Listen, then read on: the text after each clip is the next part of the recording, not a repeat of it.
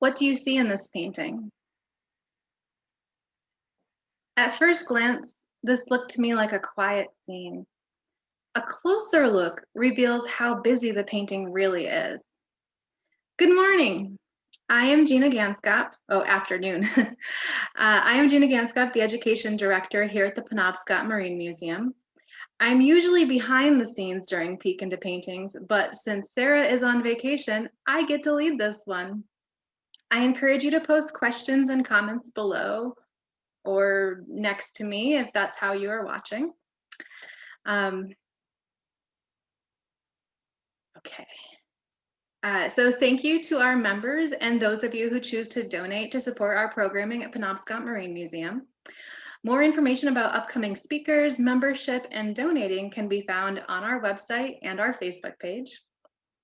And this programming has been made possible in part by the National Endowment for the Humanities Exploring the Human Endeavor. Before we get into the information behind the painting, let's just take a close look. Let's examine the vessels first by starting at the left, and then we'll work our way to the right. So peeking out behind this red building, we see one fore and aft sail and one mast, and the hint of another mast over here. So that indicates that this is a schooner. Since it's hiding behind that building, I have pulled up another photograph to give you a better view of a two-masted schooner. So here is the Maddie under sail at Castine, Maine. And you can see again that there are two masts and then the fore and aft sails. The next vessel that we see over here also appears to be a schooner. We can see that it has two masts, one there and one that's kind of hiding, but it's right there. And one boom we can see here with a furled sail. But the shape of the hull is a little bit different from what we might be used to seeing. See how it is very square and flat? It's called a scow, and its flat bottom would be advantageous navigating shallow waters or small harbors.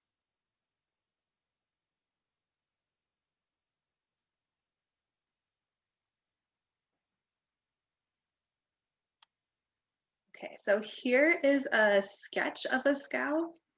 In his book, American Sailing Craft, Howard I. Chappell recorded the uses of scows. So he wrote, "The small scow sloops were employed in such occupations as carrying farm produce, firewood, and ice. In the fisheries, they carried supplies and engaged in tending fish traps, and in rare instances, they were used to house fishing gangs. The large scows were in the brick, stone, and firewood trades. Some ran ice to Boston from Maine, and many made coastal voyages. This wide variety of occupations resulted in scows built to a wide range in dimensions and in the details of construction and fittings to suit their employment. Yet the hull form and some fittings remained rather standardized."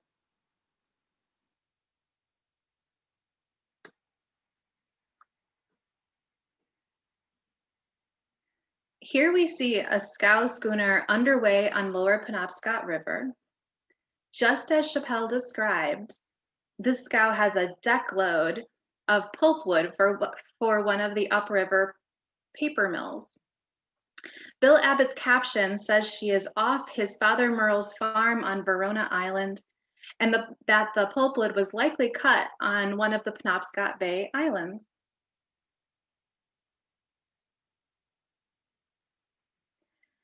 As we continue looking at the vessels in the paintings, the next one we see right here is not actually in the water. What do you think is happening to it? We can see one mast, but we cannot see another one. But the size of the hull compared, especially with the other ones around it, really suggest that there is another mast and it was just taken down. There are a lot of details that you can see in this painting, like the shrouds that the sailors would use to climb aloft. We can also see that the cabin right here is painted white and then it's painted blue closer to the deck. The rest of the hull is notably unpainted. We can see two men right here with some tools who appear to be working on it. According to the painting description, the vessel is being retopped or replanked from waterline to gunwale. The workers are taking off the exterior layer of wood and putting on fresh planks. So what does that really look like? It's kind of, might be a little hard to tell in the painting, but I actually have a photograph that I can show you. And this is a photograph from our National Fishermen collection, and it's likely a fishing schooner being replanked in 1983.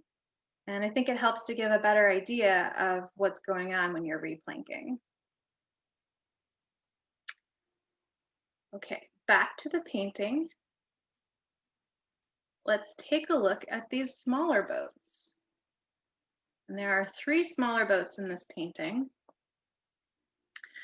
There are some hints that give us an idea of what kind of boat these are. Are they all the same? These two white ones have large transoms, which is the flat part at the stern or back of the boat. The third small boat being rowed by a man who is seated and heading in toward the dock. Unlike the two white boats, the shape of this hull is much more rounded and the transom is comparatively narrow. This boat looks like a small dory. So here is a sketch of a dory. And I'll play this for you. Chappell wrote about the New England Bank dory, saying it was developed specifically as a ship's boat, but it became so well known and so common a type that it not only was used alongshore, but influenced the design of some local fishing boats. The bank dory was also very important in that it was the first type of American small boat to be mass-produced on a large scale. This class of dory originally became popular because it could be lightly but strongly built, which made hoisting it in and out of a vessel an easy matter. The dory, although a flat-bottomed boat, was seaworthy, particularly when loaded, and rode rather easily. When caught far from the mothership by a sudden gale, the doryman usually threw over his fish and much of his gear, and then, by placing himself in the extreme bow or stern, scudded to leeward.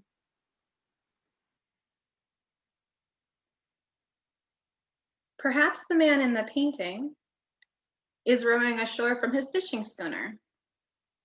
So there is one more vessel, but we're going to save that one for a minute. I started with asking you what you saw in this painting, but now I'm curious how this painting makes you feel. I wonder if it makes you feel the same as I do. When I first looked at this painting, really looked at it, it evoked a feeling of things that are gone. The muted colors are a big part of that feeling, but another part is we only see these three people. We see at least two wharves and maybe a third one in the distance. The doors are all open, but the only activity we see is the replanking in the middle. To me, that gives the painting gives the feeling of a place that was once busy and vibrant but has faded. So where are we? If you were watching a couple weeks ago, Sarah gave you a hint, but let's look at the painting to see what we can figure out. We have this building here in the front, and it has these two large doors. There's also this red building. This one's kind of cool. At the top of the gable, there's a pulley system that could have been used to raise materials into the second floor door, which we see is open. So we have a working waterfront with workshops, warehouses, and sailing vessels. It could be almost any town along the bay, but this painting is of Castine and it was painted in 1908. So this is the picture with a view that is the closest to what is in the painting that I could find. This photograph is from Penobscot Marine Museum's Eastern Collection, and it's looking at Oakland Bay, which is part of Castine Harbor. It was taken around 1920 and shows Acadia Wharf at the far left, and then Joseph Dennett's machine shop, which was later a boat shop and now a restaurant. And then we have Hooper's Lumber Shed, which was Witherleaf Wharf in the mid 1800s and is now Eaton's Boatyard. And then the three attached buildings here are the coal shed, which are now gone. And then you can see fish houses stand along the beach. In the late 19th century, Castine had large salmon weirs and Banks fisheries. So a cannery smokestack is visible beyond Acadia Wharf over here.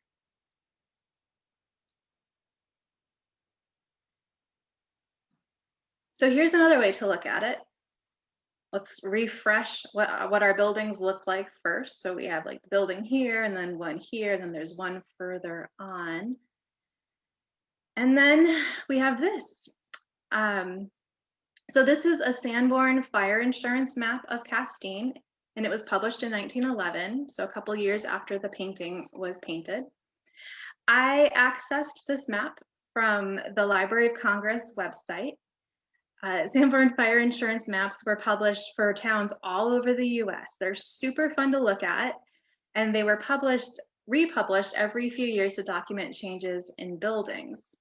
I could spend the whole 20 minutes talking about them, but I should save that and get back to Castine. So here we are on the waterfront in 1911, and we can see Acadia Wharf is over here. And as we saw it in the photograph. And then looking at the way the buildings are arranged in the painting, we might be somewhere out here, kind of in front of Commercial Wharf. So we're looking at Central Wharf with Acadia Wharf right behind it, and then Joyce Wharf in the further distance. If you have a better idea of where you think the painting is looking at, let me know. I'd be happy to hear. So we've taken some time to look at this painting in depth. So now let me share some information about its creator, George Savory Wassen.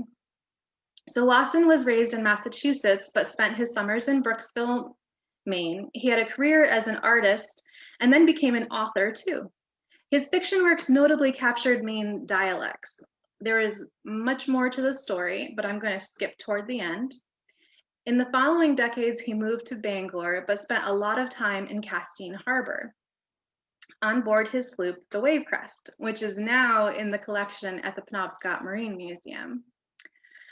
He remembered how vibrant the Penobscot River and Bay had been in his childhood and in the stories passed down from his grandparents. He captured this nostalgia in his paintings, like the one we've been looking at from 1908, and also in his writings, especially in his 1932 publication, Sailing Days on the Penobscot, which I have a later edition right here.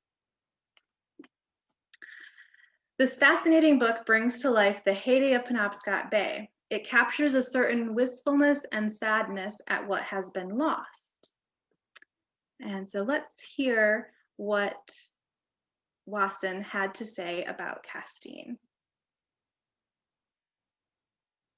After the general decay in shipping, and especially of the great lumber trade in which Castine had many vessels engaged, attempts to conduct manufacturing of various kinds followed, but all seemed destined to ultimate failure. As commerce neared its vanishing point, the town was among the first to feel the beneficial effects of summer visitors, who bought land, built many fine cottages, and transformed a moribund old seaport into a noted summer resort. As a result of the passion for tearing down old houses instead of repairing them, many priceless relics have gone, and at present only one house remains that stood at the time of the Revolution. In another dwelling, built soon after, recent repairs uncovered 3-inch pine planks with seams caulked like those of a ship.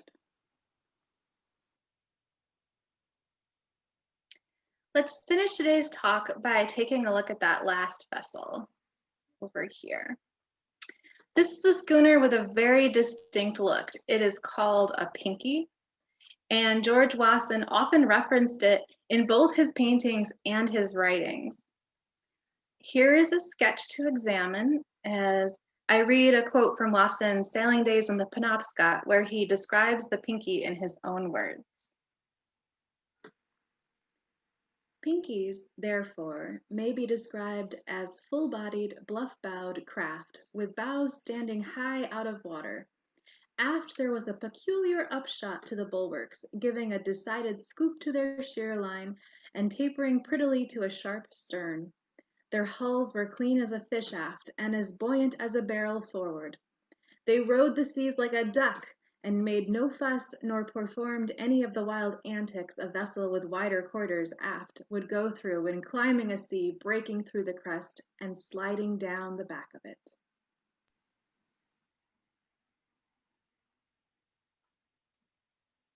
You may find a pinky sailing Penobscot Bay and beyond today.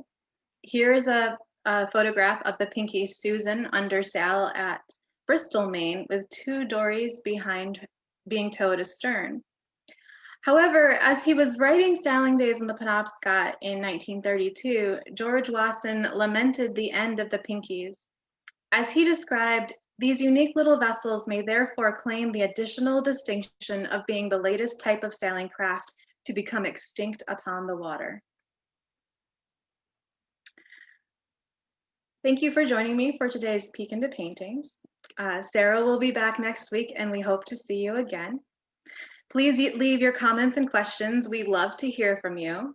Did you enjoy today's presentation? Why not share it with a friend? Just click that handy little share button. And I do see that Maria says, the muted tones of the painting match well the rainy day out of my window today. And I agree with her on that. That's definitely what my windows are showing today too. So thanks, Maria. And we look forward to hearing what other comments you have to say. So let me end with one more look at this George Savory Wassen painting of Castine in 1908.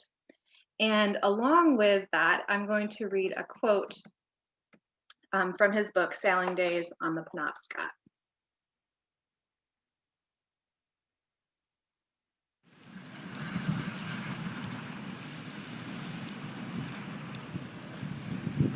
Scattered along the northern coast may yet be found a very few remains of pinkies on land and in the last stages of decay, but upon the water the type has forever vanished, and modern workcraft of all sizes, driven in part or wholly by machines, now have their day. Thank you and goodbye.